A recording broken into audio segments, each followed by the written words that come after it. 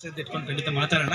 ಯಾವುದೇ ಒಂದು ಪ್ರಶ್ನೆ ಇದ್ದು ಪ್ರತಿ ಒಂದು ಪ್ರಶ್ನೆಗೂ ಉತ್ತರ ಇರುತ್ತೆ. ಅದಂತ ಕೇಳುವಂತ ಸಮಾಧಾನ ಇರಬೇಕು ಮತ್ತೆ ಅರ್ಥ ಮಾಡ್ಕೊಳ್ಳುವಂತ ಒಂದು ವ್ಯವಧಾನ ಇರಬೇಕು ಅಷ್ಟೇ ಹೊರತು ಪ್ರಶ್ನೆಗೆ ಉತ್ತರ ಇಲ್ಲ ಅಂತಲ್ಲ, ಖಂಡಿತ ಉತ್ತರ ಇದೆ.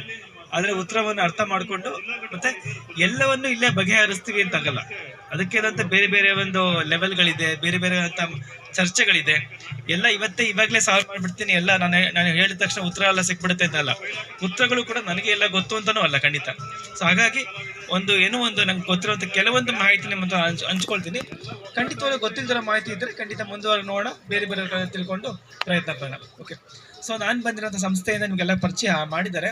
ಒಂದು ಪಾರಂಪರಿಕ ವೈದ್ಯರ ಪರಿಷತ್ ಬಗ್ಗೆ ನಿಮಗೆಲ್ಲ ಮಾಹಿತಿಗಳಿದೆ. ಅದೇ ರೀತಿಯಾಗಿ ನಾನು ಬಂದಿರೋಂಥ ಒಂದು ಸಂಸ್ಥೆ ಒಂದು TDU ಅಂತೇಳಿ, ಅಂದರೆ ನಿಮಗೆ ಬೆಂಗಳೂರಿನಲ್ಲಿ ಒಂದು ಟ್ರಾನ್ಸ್ ಡಿಸಿಪ್ಲಿನರಿ ಯೂನಿವರ್ಸಿಟಿ ಅಂತ ಹೇಳ್ತಾರೆ. ಹಾಗಾಗಿ ಅದಕ್ಕಿಂತ ಮುಖ್ಯವಾಗಿ ನಿಮಗೆ FRLST ಅಂತ ಕೇಳಿರ್ಬೋದು. FRLST ಅದು ಕೇಳಿಲ್ಲ ಅಂದರೆ ಪಾರಂಪರಿಕ ವೈದ್ಯರ ಬಗ್ಗೆನೇ ಸುಮಾರು ಒಂದು 30 ವರ್ಷಗಳಿಂದ ಹಲವಾರು ರೀತಿಯಂತ ಕಾರ್ಯಕ್ರಮ ಮಾಡ್ಕೊಂಡು ಬಂದಿರುವಂತ ಒಂದು ಸಂಸ್ಥೆ, ಬೆಂಗಳೂರು ಸಂಸ್ಥೆ. ಸೊ ಪುನರುತ್ಥಾನ ಪ್ರತಿಷ್ಠಾನ ಅಂತ ಹೇಳ್ಬಿಟ್ಟು, ಸೊ ಸ್ಥಳೀಯ ಆರೋಗ್ಯ ಪರಂಪರೆಗಳ ಪುನರುತ್ಥಾನ ಪ್ರತಿಷ್ಠಾನ ಅಂತ ಹೇಳಿ, ಸ್ಥಳೀಯ ಆರೋಗ್ಯಗಳು ಅಂದ್ರೆ ನಮ್ಮಂತ ಹಿಂಗೆ ಈ ಸ್ಥಳೀಯ ಆರೋಗ್ಯಗಳಿದೆ, ಪಾರಂಪರಿಕ ವೈದ್ಯಗಳಿದೆ, ಪಾರಂಪರಿಕ ಜ್ಞಾನಗಳಿದೆ. ಆ ಜ್ಞಾನವನ್ನೇ ಆಧಾರವಾಗಿ ಇಟ್ಕೊಂಡು ಸ್ಥಳೀಯ ಆರೋಗ್ಯ ಪರಂಪರೆಗಳನ್ನ ಹೇಗೆ ಮಾಡಬೇಕು, ಪುನರುಜ್ಜೀವನ ಹೇಗೆ ಮಾಡಬೇಕು ಅಂತೇಳಿ ನಿಟ್ಟಿನಲ್ಲಿ ಮಾಡ್ತಿರುವಂತ, ಕೇಳ್ತಿಲ್ವಾ, ಆ ಒಂದು ನಿಟ್ಟಿನಲ್ಲಿ ಮಾಡ್ತಿರುವಂತ ಒಂದು ಸಂಸ್ಥೆ ಬೆಂಗಳೂರಿನ ಸಂಸ್ಥೆ. ಈ ಸಂಸ್ಥೆಯಲ್ಲಿ ಹಲವಾರು ರೀತಿಯ ಕಾರ್ಯಕ್ರಮ ನಡೆಯುತ್ತೆ. ವೈದ್ಯರಿಗೆ ಆದಂತ ಕೆಲವೊಂದು ಪ್ರಮುಖ ಕಾರ್ಯಕ್ರಮಗಳಿದೆ. ಅದರಲ್ಲಿ ನನಗೆ ಈ ವೈದ್ಯರ ಪರಿಷತ್ ನನಗೆ ಕೇಳ್ಕೊಂಡಿದ್ದೇನೆ ಅಂದ್ರೆ ಒಂದು ಮಾಹಿತಿ ಅಂದ್ರೆ ಕೇವಲ ಈ ವೈದ್ಯರಿಗೆ ಮಾನ್ಯತೆ ಸಿಗೋದ್ರ ಬಗ್ಗೆ ಸ್ವಲ್ಪ ಮಾಹಿತಿ ಕೊಡ್ಬಹುದಂತ.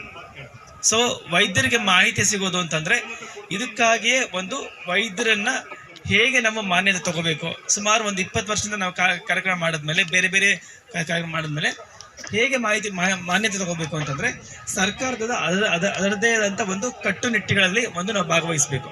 ಆ ಭಾಗವಹಿಸ್ಕೊಂಡು ಈಗಾಗಲೇ ಒಂದು ಕಾರ್ಯಕ್ರಮ ಇದೆ, ಕಾರ್ಯಕ್ರಮ ಹೊಸದೇನು ಮಾಡುವಂಥದ್ದಿಲ್ಲ, ಒಂದು ಕಾರ್ಯಕ್ರಮ ಈಗಾಗಲೇ ಇದೆ.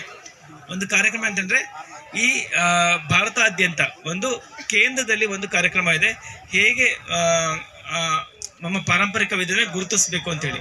ನೀವು ಬೇರೆ ಬೇರೆ ನೋಡಿದ್ರೆ ಎಲ್ಲಾ ಕಡೆನೂ ವೈದ್ಯಗಳನ್ನ ಗುರುತಿಸೋದು ಹೇಗೆ ಅಂತ ಒಂದು ಕಾರ್ಯಕ್ರಮ ಬರುತ್ತೆ. ಗುರುತಿಸೋದೆಲ್ಲ ಮಾನ್ಯತೆ ಕೊಡೋದು ಒಂದು ದೊಡ್ಡ ವಿಷಯ ಈಗ. ಸೊ ಹೇಗೆ ಮಾನ್ಯತೆ, ಭಾರತದ ಗುಣಮಟ್ಟ ಸಂಸ್ಥೆ ಅಂತೇಳಿ 2 ಸಂಸ್ಥೆ, ಅದು ನವದೆಹಲಿಯಲ್ಲಿ ಇದೆ. ಈ 2 ಸಂಸ್ಥೆಗಳು ಸೇರ್ಕೊಂಡು ಪಾರಂಪರಿಕ ವೈದ್ಯನ ಗುರುತಿಸೋದು ಮತ್ತೆ ಮಾನ್ಯತೆ ಅಂತ ಹೇಳಿದ ತಕ್ಷಣ ಯಾವುದೇ ಒಬ್ರು ವೈದ್ಯರಿಗೆ ಮಾನ್ಯತೆ ಕೊಡ್ಬೇಕು ಅಂತಂದ್ರೆ ಅವ್ರದ ಜ್ಞಾನ ಮತ್ತೆ ಕೌಶಲ್ಯಗಳನ್ನ ನಾವು ನೋಡ್ಬೇಕಾಗತ್ತೆ ಅಲ್ವಾ. ಯಾವುದೇ ಒಬ್ರಿಗೆ ಮಾನ್ಯತೆ ಕೊಡ್ಬೇಕು ಅಂತಂದ್ರೆ ಎಲ್ಲಾ ವೈದ್ಯರಿಗೂ ಹಾಗೆ ಮಾನ್ಯತೆ ಸಿಗಕ್ಕಾಗಲ್ಲ. ಅವ್ರಿಗೆ ಯಾವ ರೀತಿ ಜ್ಞಾನವನ್ನಿದೆ, ಯಾವ ರೀತಿ ಕೌಶಲ್ಯತೆ ಇದೆ. ಸೊ ಇದು 2 ಆಧಾರವಾಗಿ ಇಟ್ಕೊಂಡು, ಜ್ಞಾನ ಮತ್ತೆ ಕೌಶಲ್ಯತೆ 2 ಆಧಾರವಾಗಿ ಇಟ್ಕೊಂಡು ವೈದ್ಯರಿಗೆ ಅವರ ಹೇಗೆ ಅವ್ರಿಗೊಂದು ಎಕ್ಸ್ಪೀರಿಯನ್ಸ್ ನೋಡ್ಕೊಂಡು ಮಾನ್ಯತೆ ಕೊಡೋ, ಒಂದು ಸರ್ಟಿಫಿಕೇಟ್ ಕೊಡೋ,